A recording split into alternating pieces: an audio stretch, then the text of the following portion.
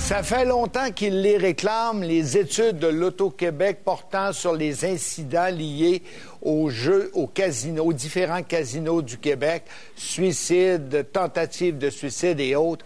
Bill Clenette, ce matin, a été satisfait. Il est de l'Association pour la défense des droits sociaux de Gatineau. Bill Clenette, bonjour. Bonjour.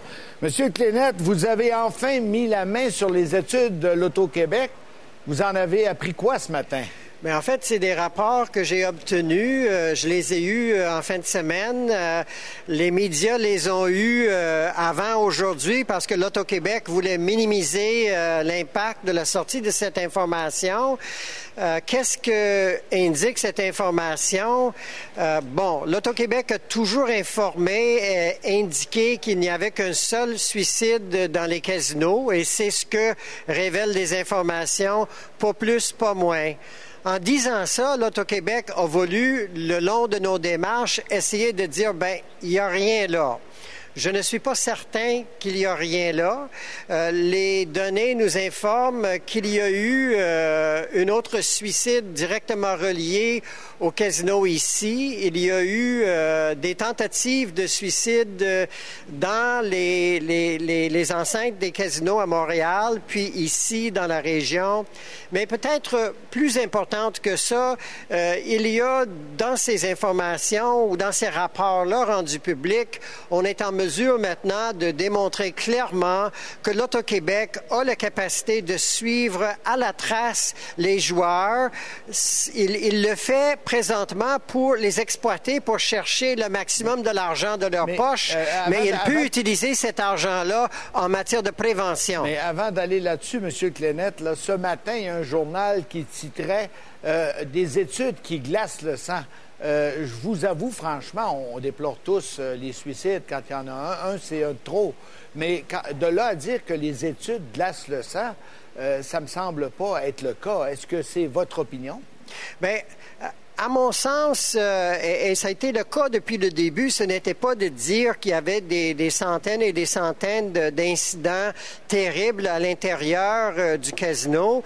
Le bureau du coroner déjà nous informe qu'il y a une trentaine de suicides reliés au jeu, c'est-à-dire qu'une fois par 10 jours, il y a quelqu'un qui s'enlève la vie tristement de cette façon-là.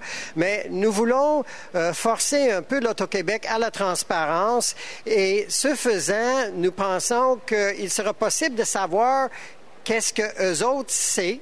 Et dans la mesure qu'ils sont conscients qu'il y a des problèmes en matière de jeu et qu'ils ont même une capacité d'intervenir pour prévenir des choses, nous pensons que c'est la direction dans laquelle il faudra peut-être y aller. Mais il y aura toujours, quand il y a des activités comme le jeu, je dirais les courses, la consommation d'alcool, en tout cas toute activité à caractère ludique qui peut à la limite être une activité, disons, sur le bord de la légalité. En tout cas, ça a déjà été le cas pour le jeu.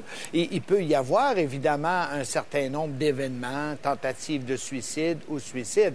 Mais est-ce que dans le rapport, la question, c'est de savoir, est-ce que dans le rapport de l'Auto-Québec, on a des indications que le nombre d'événements est plus élevé qu'il ne l'aurait été dans une autre situation?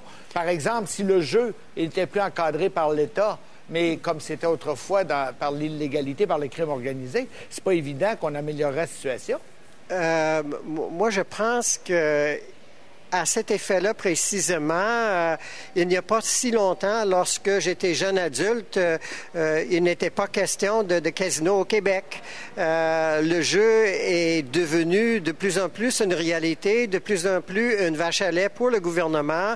Et moi, je dirais que oui, il y a des conséquences plus importantes aujourd'hui qu'il y a eu déjà. Est-ce que ces rapports-là en font état? Je dirais peut-être juste indirectement, parce que la majorité des problèmes qui s'expriment de personnes qui ont développé une pathologie, et ça s'exprime pas nécessairement sur le site même du casino. Là, quand quelqu'un fait faillite, quand le ménage d'une famille éclate, ça se fait dans le privé. Mais l'importance de cette demande d'accès à l'information est de dire que si l'État va investir ce champ d'activité-là, il se doit d'être transparent. première des choses, et que peut-être son investissement dans ce champ d'activité devrait peut-être pas être aussi développé pour juste aller chercher de plus en plus d'argent, que ça devrait être plus réglementé. Ce que vous demandez, M. Clenette, finalement, ce n'est pas l'abolition de l'activité jeu. Si j'ai bien compris, ce que vous demandez, c'est de la transparence de l'Auto-Québec. Là-dessus, je suis un peu d'accord avec vous. On aurait pu connaître ces études-là avant, d'une part. Mais c'est à peu près tout, là. Vous voulez non, que... je demande plus que ça. Je pense qu'il y a lieu d'avoir un débat de société pour questionner la place, le rôle de l'État dans la promotion du jeu. Personnellement, je pense que l'offre du jeu est de trop.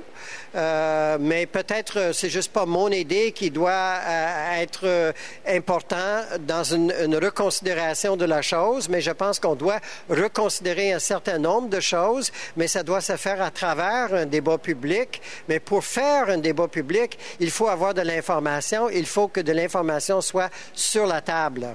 Mais quand vous parlez d'offre de jeu, vous dites, mon point de vue à moi, c'est que l'offre de jeu est trop forte. Est-ce que vous allez jusqu'à soutenir que l'État devrait, mais complètement se retirer de l'offre de jeu? C'est pas ça que j'ai dit. À ce stade ici, je pense que ce n'est pas dans les cartes, si je peux m'exprimer ainsi, mais je pense que définitivement, pour ce qui est des terminaux loterie dans les bars, là, ça c'est facile à régler, ça peut se régler du jour au lendemain. Okay. C'est ce si genre l'État de avait la choses-là volonté. qui ferait l'objet d'un débat, si je comprends bien. Oui, c'est ça. Alors, je vous remercie beaucoup, M. Clenette, de nous avoir fait connaître vos commentaires. Je vous souhaite une bonne journée.